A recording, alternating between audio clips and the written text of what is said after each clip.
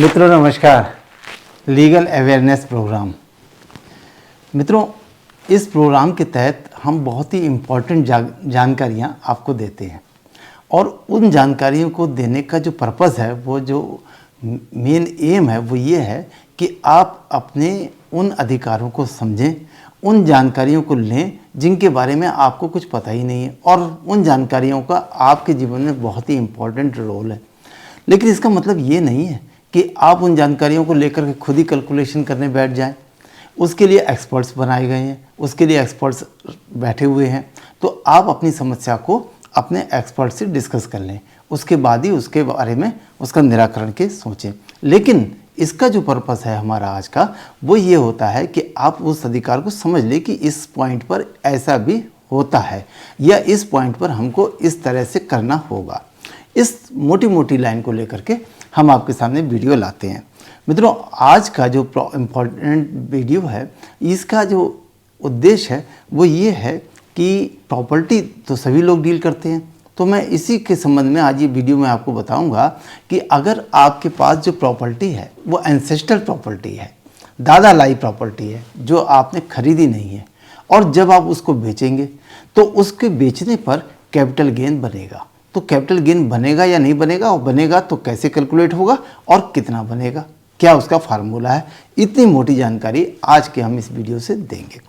तो मित्रों, पहले हम ये समझ लेते हैं। देखिए, प्रॉपर्टी दो तरह की होती है। एक तो हो गई सेल्फ एक्वायर्ड प्रॉपर्टी, जो आपने खुद खरीदी है, तो उसमें तो कोई बात ही नहीं है। खुद जब आपने खरीदी तो आपके पास उसकी खरीद की वैल्यू भी आ गई, और जब आपने उसको सेल किया तो सेल की वैल्यू आ गई। तो जो सेल में आपको पैसा मिला, उसमें से जो आपने खरीद की थी उसको आपने लेस कर दिया, तो आपके फ़ायदा आ गया। गेन आपने जो किया, उस गेन पे जो टैक्स देंगे, वो टैक्स जो है अगर लॉन्ग टर्म है तो 20%, और अगर शॉर्ट टर्म है तो स्लैब रेट के हिसाब से आपको टैक्स देना होगा। ये मैंने शॉर्ट में बता दिया। लेकिन अगर वो आपकी जो प्रॉपर्टी है जिसको आपने अभी बेचा है, वो प्रॉपर्टी आपकी खुद की खरीदी हुई नहीं है, एंसेस्ट्रल प्रॉपर्टी है, दादा लाइक प्रॉपर्टी है, आपको गिफ्ट में मिली है, आपको बिल से मिली है, तो क्या करेंगे इसके संबंध में? जब आप इसको बेचेंगे तो कैपिटल गेन कैसे निकालेंगे? क्योंकि कैपिटल गेन को तो निकालने का फार्मूला वही है कि जो सेल से टोटल अमाउंट आया सेल करने से, उसमें से परचेज वैल्यू लेस करें। तो अब आप इसमें ये कहेंगे कि साहब, हमने तो परचेज वैल्यू हमारी तो जीरो है, क्योंकि हमने तो खरीदी नहीं है, हमें तो गिफ्ट मिली है, हमको तो बिल से मिली है। तो इसमें पहले तो हम ये समझ लें कि एंसेस्ट्रल प्रॉपर्टी आपको तीन ही तरह से मिली होगी। या तो मिली होगी वसीयत के द्वारा, बिल के द्वारा, बाई विल, और दूसरा बाई गिफ्ट, किसी ने गिफ्ट किया है, या इनहेरिटेंस में, उत्तराधिकार में आपको मिली है। खैर, आपको कैसे ही मिली हो, इस मामले में सेक्शन 47 इनकम टैक्स एक्ट की जो है वो बहुत अच्छी स्पष्ट व्यवस्था कर देती है। वो ये कहती है कि इस तरह से गिफ्ट देना, इस तरह से बिल करके किसी को गिफ्ट कर देना या दे देना, इसको ट्रांसफ़र नहीं माना, और ट्रांसफ़र नहीं मानते हैं तो फिर उस पर टैक्स नहीं है। तो इसलिए अगर कोई विल करता है या गिफ्ट करता है तो उस पर तो कोई लायबिलिटी आती नहीं है टैक्स की। लेकिन जिसके हक में विल हुई है, जिसके हक में गिफ्ट हुई है, या जिसको उत्तराधिकार में मिली है विरासत में, तो वो जब उस प्रॉपर्टी को बेचेगा तो बेचने के समय में उसको कैपिटल गेन तो देना ही पड़ेगा। तो कैपिटल गेन कितना देना पड़ेगा, इस बात पे मैं आगे आ गया। तो इसके लिए एक हमने समझ लीजिए कि हमने पहले तो उस, जैसे आपकी कोई प्रॉपर्टी है जो आपको विरासत में मिली है, या गिफ्ट से या बिल से, जैसे भी मिली है, आप मिली, खरीदी नहीं है मतलब आपने, अब आप उसको बेच रहे हैं। तो आप जब बेचेंगे तो एक तो कितने रुपए में बिकी टोटल, तो एक तो वो वैल्यू आ गई आपकी, लेकिन इसमें से लेस करना होगा परचेज़।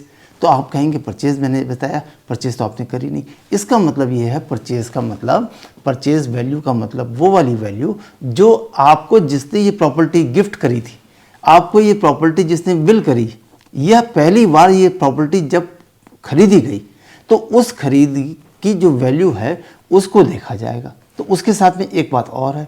अब देखिए, ये तो प्रॉपर्टी पुरानी है, एंसेस्ट्रल है, उत्तराधिकार में है, तो हो सकता है कि वो 90 में खरीदी हो, या 80 की दशक में खरीदी हो, या 70 की हो, पहले की खरीदी हुई चली आ रही हो प्रॉपर्टी। तो इसके लिए भी एक फार्मूला है, वो गवर्नमेंट ने एक कट ऑफ डेट बनाई है। वो डेट क्या है? वो डेट है 1 अप्रैल 2001।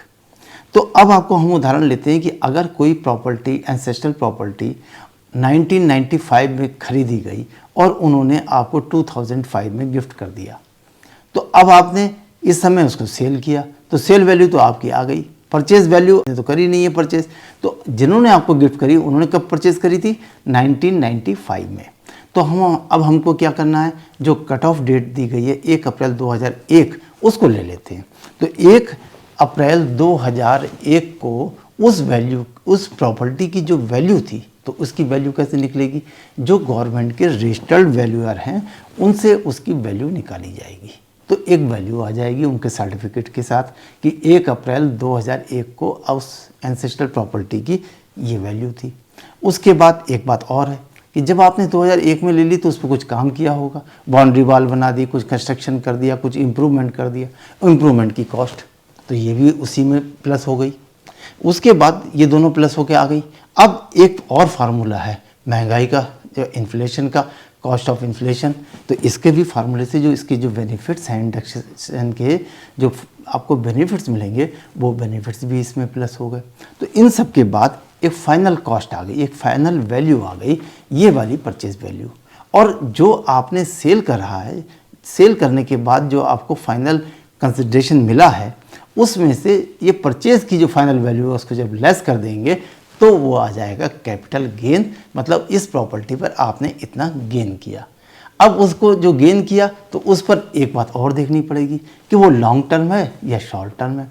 तो देखिए जैसे उदाहरण लिया था तो उसमें तो लॉन्ग टर्म हो गया, तो लॉन्ग टर्म में भी ये है कि 24 मंथ्स आपने उसको अपने पास होल्ड किया हो। तो 24 मंथ्स का मतलब ये नहीं कि जो आपको गिफ्ट हुई है या बिल के बाद आपके पास आई वो 24 का मतलब है जिसने खरीदी थी पहली बार, जिन्होंने खरीद करके आपको दी थी, तो जिन्होंने आपको गिफ्ट करी, जिन्होंने आपको बिल करी, तो उसको कंसीडर करते हुए अगर वो 24 महीने से ज़्यादा की अवधि आ रही है तो लॉन्ग टर्म, और लॉन्ग टर्म में एक फ्लैट रेट है 20%। और शॉर्ट टर्म का है अगर मैटर तो वो उसमें अकॉर्डिंग टू स्लैब रेट आपके उसमें क्या होगा, वो इनकम में प्लस हो जाएगी और जिस रेट से आप इनकम टैक्स दे रहे हैं उस हिसाब से कैलकुलेट हो जाएगा। तो कुल मिलाकर के ये कि एंसेस्ट्रल प्रॉपर्टी अगर आपके पास है तो उसको आप सेल करते हैं तो उस पर कैपिटल गेन बनता है, और कैसे बनता है, उसकी परचेज वैल्यू कैसे, ये मैंने आपको बता दिया।